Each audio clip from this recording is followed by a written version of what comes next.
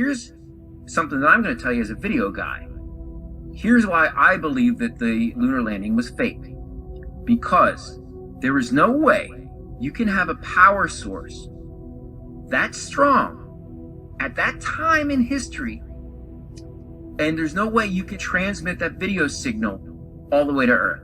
As many of you are aware, I'm an electrical engineer. I have spent the majority of my career in RF communications. I am also a ham radio operator, amateur extra class, call letters KN0DEL, which is very similar to my last name. It's called a vanity call. I was lucky to get it, and it's because I have the amateur extra class. I am also a licensed broadcast engineer with radar endorsements, first class commercial license, now general class. In other words, I'm a nerd extraordinaire and have been involved in communications, computers, electronics my entire life, and it's what I like to do. So as many of you know, I have talked many times about the idea of being able to broadcast signals hundreds of thousands or millions or even hundreds of millions of miles, and I've talked about how ridiculous that idea is to me. And the reason that I say that is because as an RF engineer, I am fully aware of the power requirements to make those kind of journeys. So what I'm going to do today is I'm going to try and bring everybody a little bit to my world, and I'm going to explain some basics about RF propagation, antennas, how they work, power gains and stuff like that. And I'm not going to go deeply into detail, but I am going to go far enough into detail to show you unequivocally that broadcast to the moon at a distance of 250,000 watts are barely possible, and anything beyond a million miles is just patently ridiculous. And I'm going to say that a lot of examples that I can use and have used before are your typical radio stations. In Colorado, we have a radio station on 850 AM, 850 kilohertz AM, called KOA. It's a talk radio station, and it is what's known as a clear channel broadcast channel. And during the day, it pretty much has a range, an effective range of pretty much everywhere around the state. Not 100% coverage by any means, because Colorado has very mountainous terrains, and that will definitely block signals when you have gigantic rock shields, essentially, that the signal simply cannot penetrate. Now at night, that 50,000 watts remains intact, where many other radio stations have to reduce their power at night. And the reason for that is so that they don't interfere with the other radio stations around the country that are on the same frequency. Because if they're all putting out, this 50,000 watt clear channel, all you're going to hear is what's called a heterodyne noise, which is just basically squealing in the receiver. So they actually have to step that power down substantially so that the increased conductivity of the atmosphere and the ionosphere conditions are kind of negated, so that the local channels can still broadcast in their local areas without having, massive heterodyne interference and stuff like that. So when it becomes nighttime and the sun goes away and the ionospheric propagation characteristics change, KOA can be heard pretty much all over the country. And I give that, given where Colorado is, that would be to say that on good propagation, it can propagate up to 2,000 miles. And this is in low broadcast frequencies. You take the same power with microwave, and the path loss is just prohibitive. You can't even remotely come to that kind of broadcast distance. But I use 850 kilohertz as an example because it's one of the things that propagates best with the power applied to it. It's the most efficient in the amplifiers and stuff like that. So everybody is familiar with AM radio stations and how you can pick up certain things at night versus the day. Anybody that is familiar with CB radio and the 27 megahertz band knows that there are conditions called skip, which allow these CB signals to be heard several states away. And of course, every bandwidth or every frequency spectrum, whether it's HF, VHF, UHF, etc., microwave, all have their own propagation characteristics. But there is one thing that all of them share in common, and that includes all forms of electromagnetic radiation, which goes into all the RF frequencies, but also into UV, ultraviolet, infrared, gamma ray, X-ray, and not the least of which would be visible light. They all have to obey something that's called the inverse square law. And I've had this up here on the screen for a while, and I'm going to kind of give you an idea about what the inverse square law means. What we talk about when we're talking about the inverse square law is if you have an electromagnetic emanation coming off of an antenna or a light bulb or whatever, as it propagates away from the source, and depending on what type of antenna array it is or whatever, omnidirectional or directional, whatever, it will expand in free space. And so when you have the electromagnetic flux lines that are coming off an antenna or whatever, they are very dense at the source, very, very dense. And then as they propagate away, naturally, you can visualize in your mind that these flux lines would become more and more sparse and more distributed out, so that essentially at any point going away from the source antenna, you will have a diminished field strength. Now, if the antenna is an omnidirectional type and you're radiating a signal in all directions, then that same amount of radio frequency power is diminished in all directions, and it diminishes even faster away. But for our purposes, what you're looking at here on the diagram is, say we had the source radiation, and at 1 meter away from the transmission source, let's say you're using a light and it's spreading out over this board that's a meter away, 3 feet away, whatever. Then you're going to have a certain amount of electromagnetic intensity that's going to hit this square grid that's in front of it at 1 meter. But as you propagate away from that source and you go to 2 meters away from it, well, now this same flux has got to cover an area that is literally 4 times the size. That's why they call it the inverse square law. And then as you go out to 3 meters, then you've got to cover an area that is 9 times the size. This is actually very much common sense. I don't think anybody can argue with this. It makes common sense, and it is the way that physics portrays it. In fact, I'm looking at a physics course that is actually demonstrating this, and of course the CIA-controlled Wikipedia would agree with this. Why? Because it is demonstrable, testable, and we know that it's for real. So the bottom line here, what I'm saying is that when you have a certain amount of intensity at the transmission source, the further you get away, not only does it get weaker because of dispersion over a wider area, because you have a natural signal divergence, the actual strength of it in power measured in watts or milliwatts or microwatts diminishes greatly. Now, there are mitigating factors that can change not this law. This is a law that must be obeyed. However, there are factors that can change the actual radiated signal strength, and that can be by the introduction of various different types of antennas or transducer media. So let's look at antennas first.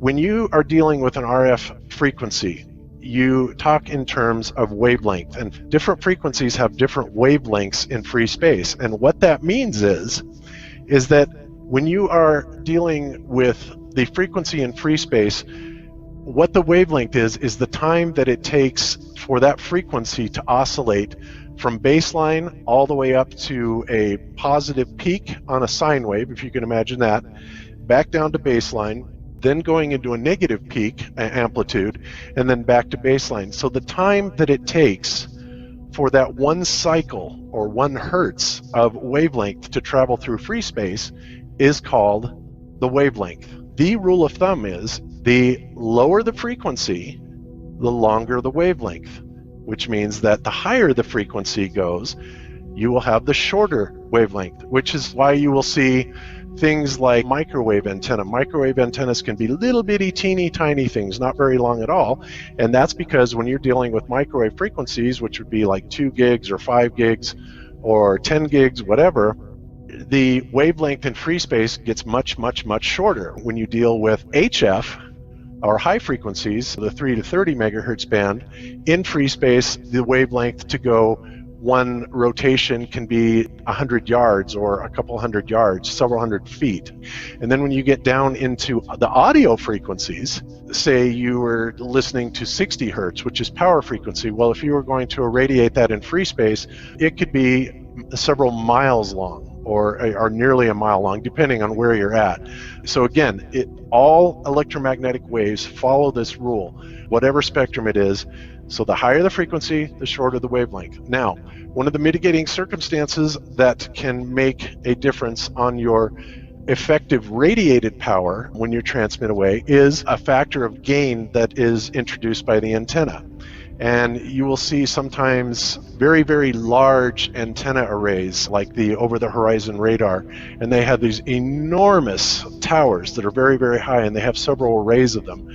And these antennas are meant to give you the gain to the electromagnetic radiation, more gain in free space, so that you have what's called effective radiated power. Now, there are several ways that you can go about doing this. You can make the antenna more directional, which can increase its decibel gain or effective radiated power, which would be more like columnating a signal. And a good example of this to think about is if you have a night light in your house, and most night lights are like 5 watts. And you'll notice that they're just barely lit up so that, you don't blind yourself getting up to go to the bathroom at night, when you walk into the bathroom. It's just a nice dim light so that you can just see what you're doing around. Those are typically around 5 watts. But if you take that same 5 watts and you columnate it in one direction and at a very, very tight, low divergence rate into a laser, and you take that same 5 watts, it'll burn a hole in things quite easily, I might add. So that's the difference, and that's something that is akin to bringing that electromagnetic radiation into a high gain antenna. But the bottom line is, whatever happens, if you have a transmitter that's transmitting at a certain power, and you say it's transmitting at, let's say, 100 watts, and you have an antenna that gives you 3 decibels of gain. Well, the general rule of thumb is for every 3 decibels of gain, you're effectively doubling your effective radiated power. So if I take a 100-watt signal and I put it through a 3 dB gain antenna, 3 decibel gain antenna, then I'm going to have an effective radiated power of 200 watts. But this is pretty much true with anything. And again, it all goes back to the transducer. Now, when you take audio frequencies and you have like a 100-watt stereo and it's kicking it and you have a great sound, and you put it into your speaker, well, you notice that most speakers are maybe 10 to 12 inches. In other words, they're just a fraction of the wavelengths that they're actually vibrating out and broadcasting. And they sound pretty loud. I mean, you put 100 watts into a speaker, you can probably hear it a couple blocks away with no problem. But if you increase the efficiency of that transducer by matching the speaker size to more the wavelength of the audio sound. In other words, if you took that speaker and you blew it up to the size of a mountain, which would be more akin to the actual wavelength of audio frequencies, and then you put 100 watts to it, you're going to hear that sound much, much, much further away because you have increased the gain of the transducer. And in sound, the speaker would be the transducer.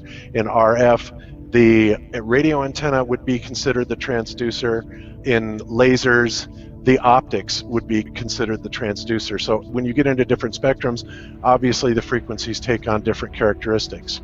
So a general rule of thumb then in power is anytime you double your power, you are increasing it in an expression of decibels, which is a logarithmic expression, and you are essentially increasing that power by 3 dB. I'm hoping that I'm not losing anybody because I'm going to get to the meat and potatoes of this here in just a second. And the reason that I have to kind of give you this background to understand a little bit about where I'm coming from is because we're going to look at another factor, which is called free space path loss. Now, what is free space path loss?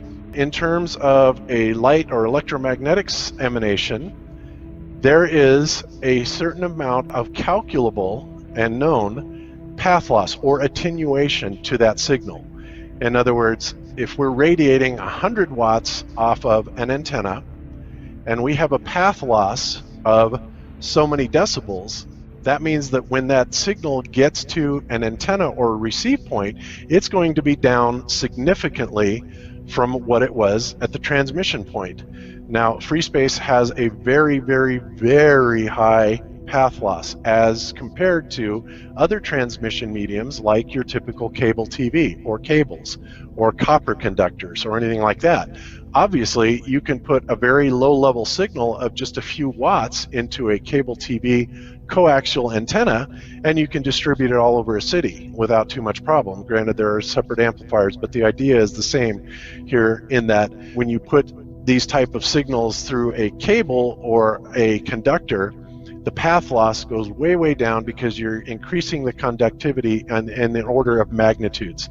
And the same goes across any type of radiation, power, whatever. It pretty much has to obey the general laws that we're talking about here. So what this physics class, what he's showing here is your basic power of the transmission source. And then this G sub T is gain of the transmission source. And this is where we get into the gain of the antenna, whether it's really great, big, huge, or whatever. The bigger it is, or the more commensurate in wavelengths that it is in resonance to on the transmission power, the more gain you're going to have, or the more effective radiated power coming off of that.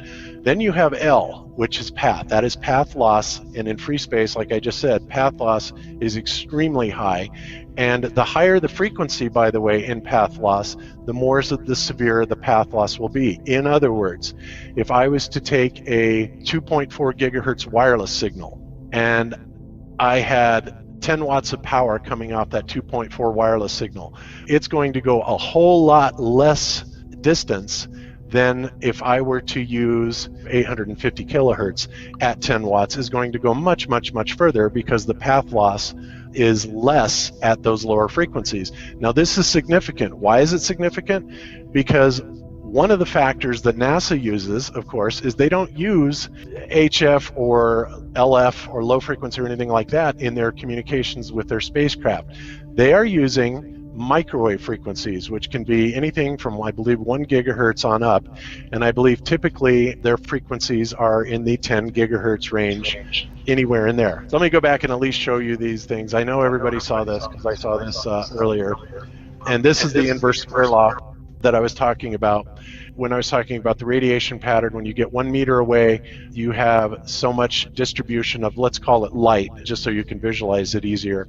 1 meter away, it pretty much covers this entire square. But when you get 2 meters away, because of the light divergence or signal divergence, RF light, whatever, electromagnetic radiation, you get 2 meters away, and suddenly now, because of the inverse square law, 2 meters now necessitates that it will become 4 times less potent or strong at 2 meters away. And then when you get 3 times away, the square of 3 is 9.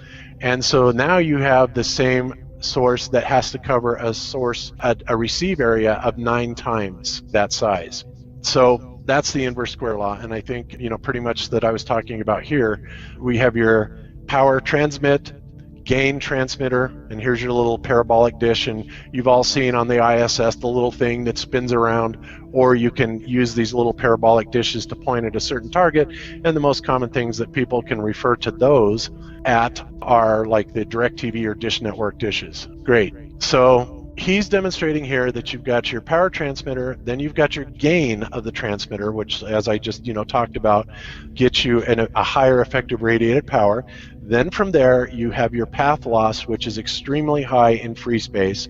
Then you have kind of the reverse process, the gain of the receiving antenna, and the same rule of thumb goes for the receiving antenna. The larger the antenna you have with respect to the wavelength that you are using, the more gain you're going to be able to pull in. In other words, the more sensitive you're going to be able to receive these signals at.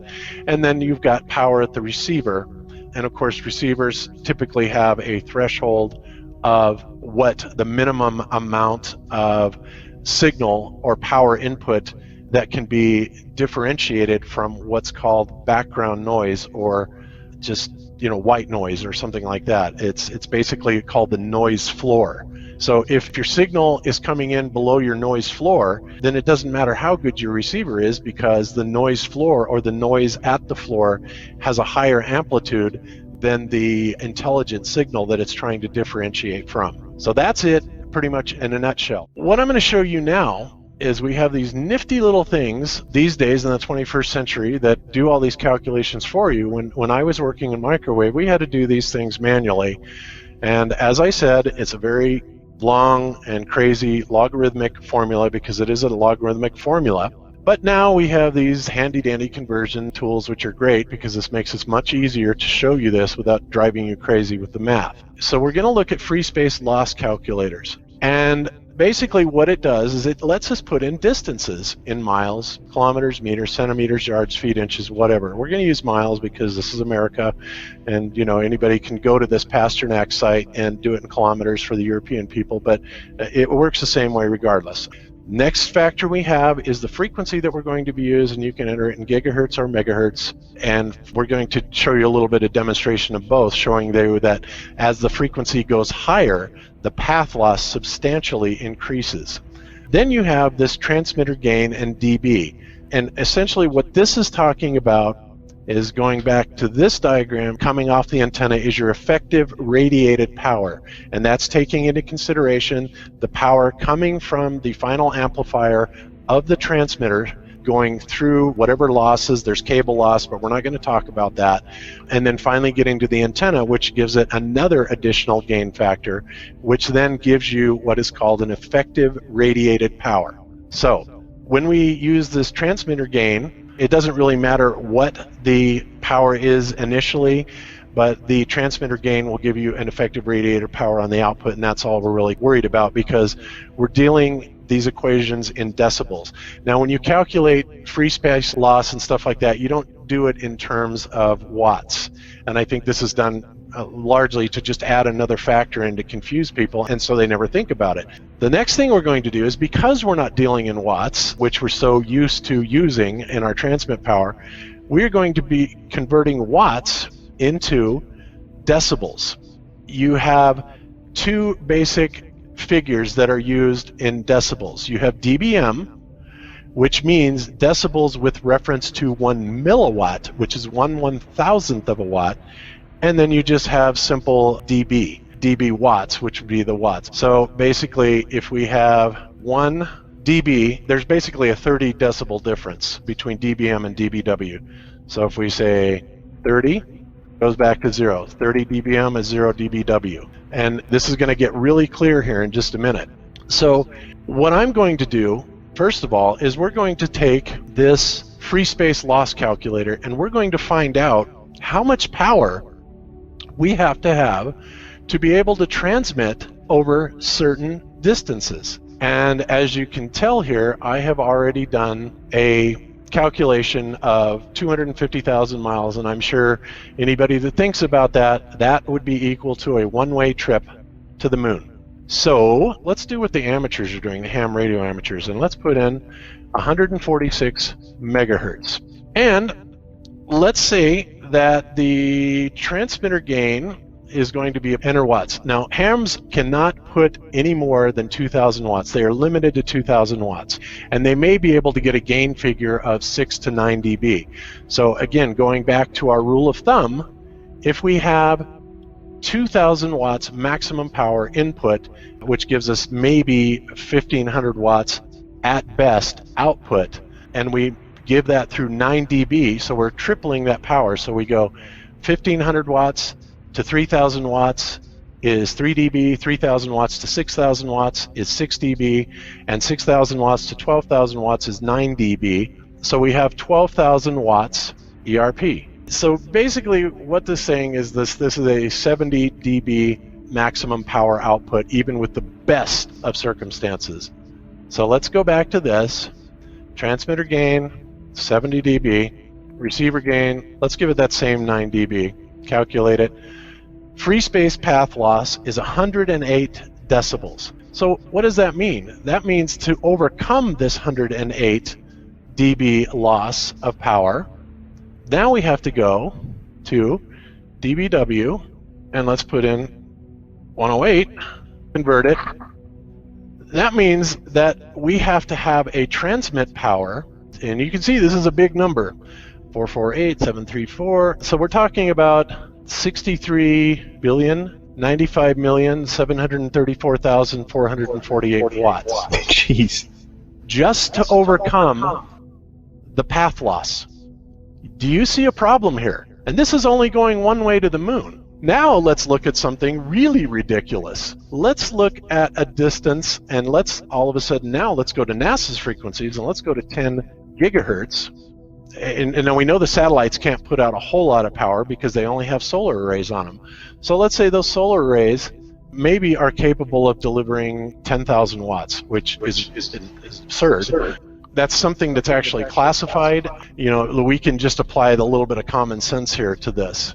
So transmitter gain, let's give them the benefit of the doubt and say that they can run 10 kW.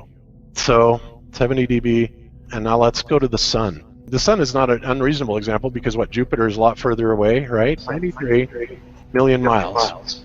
10 gigahertz, there's our power. Let's give them the advantage of having a high gain receiver antenna, and let's give them 20 dB of gain there, all right? Calculate. Now we're talking about a free space path loss of 185.9 decibels.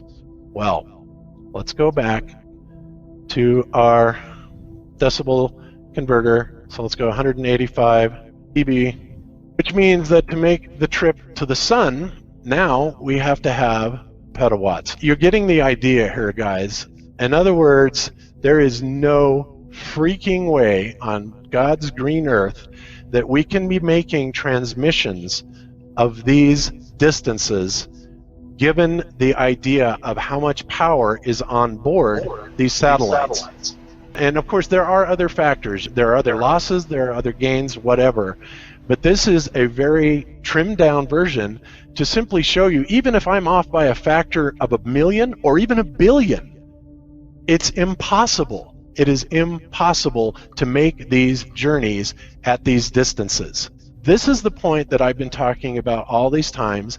I have just used all mainstream sources, all mainstream information, everything, and I have shown, even in a physics lecture, how all of this works, the impossibility of transmitting a signal. It can't even be done to the moon, especially with what the hams can do. So what are the ham radio operators talking about when they say, well, we're doing these EME bounces? Well, first of all, EME bounce, if you're talking about a 250,000 mile trip, that means that you've got a 500,000 mile or 500,000 mile journey, that this limited power that the hams can use to go up there and bounce back. As I've just shown, this is patently impossible. So what is it that they're bouncing these signals off of? Well, I'm going to tell you, about 100 miles up, there's something that reflects RF radio waves. You can call it the ionosphere, whatever you want to call it. That is what it is that is reflecting these signals back. But as I have just shown, using all mainstream calculations and all mainstream science, the impossibility of it goes beyond silly. I mean, there's just no way that we can make these types of broadcasts. And common sense tells you that here on good old plain Earth, because if we have 50,000 watts and a relatively high gain antenna for AM radio station KOA, and we can barely cover the state, now we're starting to put things in perspective.